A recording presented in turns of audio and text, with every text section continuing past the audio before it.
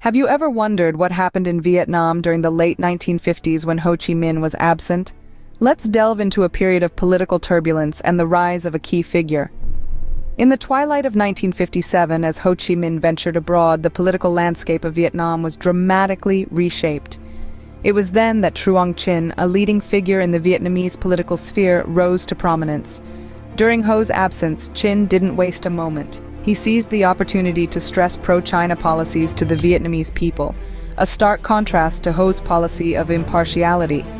The influence of this powerful neighbor was undoubtedly felt in Vietnam, shaping political trends and public opinion. However, this was not a permanent shift. The stage was set for a power struggle, with the nation's politics hanging in the balance. While Ho was away, an incident known as the Phu Loi affair would shake the nation and reveal a disturbing truth. The Phu Loi internment camp, located a mere 20 miles north of Saigon, was established by Diem's government to hold Viet Cong prisoners.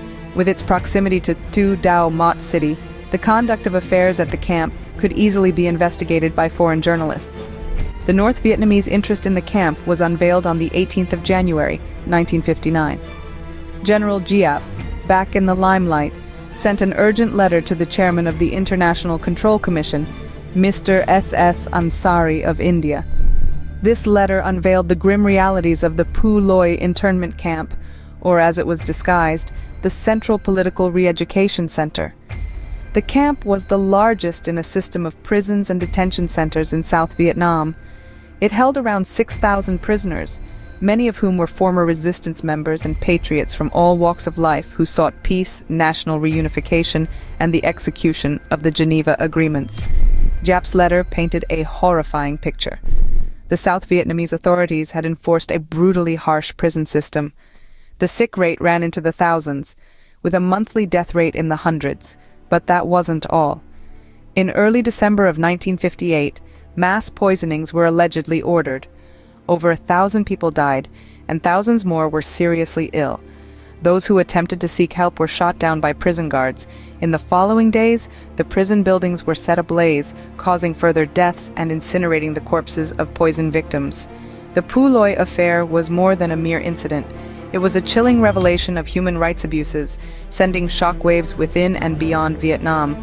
The allegations made by Giap, if true, painted a disturbing portrait of the Diem regime's treatment of its prisoners and the lengths it would go to suppress opposition. A French scholar, Philippe de Villers, would later comment on the validity of Giap's charges, a comment that would further fuel the controversy surrounding this incident. The Phu Loi affair was a chilling revelation of human rights abuses, causing shockwaves within and beyond Vietnam. With the nation in turmoil, the return of Ho Chi Minh brought about a shift in power dynamics. Ho's absence abroad in late 1957 had led to Truong Trinh's rise to prominence, and the country saw a strong emphasis on pro-China policies. However, the political landscape began to change as rumors swirled that Trinh had pledged his support for Ho's general policy of impartiality. This promise by Trinh might have been the catalyst that drove Ho back to his homeland, a move that would soon change the course of Vietnam's political trajectory. Upon Ho's return, the political scene began to transform. The most notable change was the gradual resurgence of Giap into the limelight. Giap, who had vanished from the public eye for a few months, began to assert his influence once again. His return to prominence culminated in a peculiar incident known as the Phu Loi affair.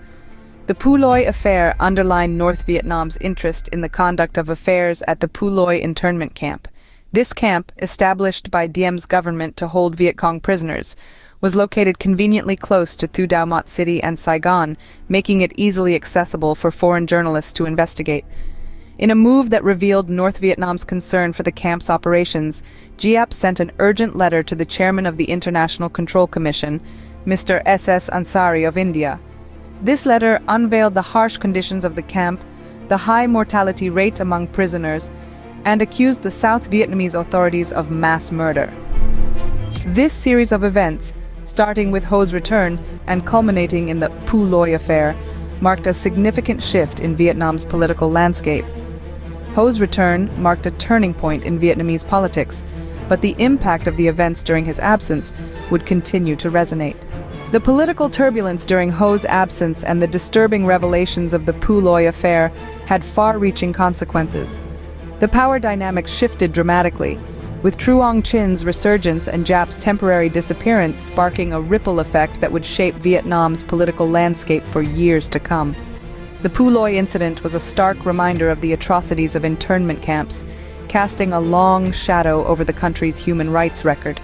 The international community was not blind to these events, and they undoubtedly influenced Vietnam's standing on the world stage. Furthermore, these events likely played a significant role in shaping Vietnam's future policies. The need for transparency, accountability, and the respect for human rights became more apparent than ever. Yet, the struggle for power and control remained a constant, revealing the complex and often brutal nature of politics. While the power players may change, the game of politics continues, shaped by the events of the past.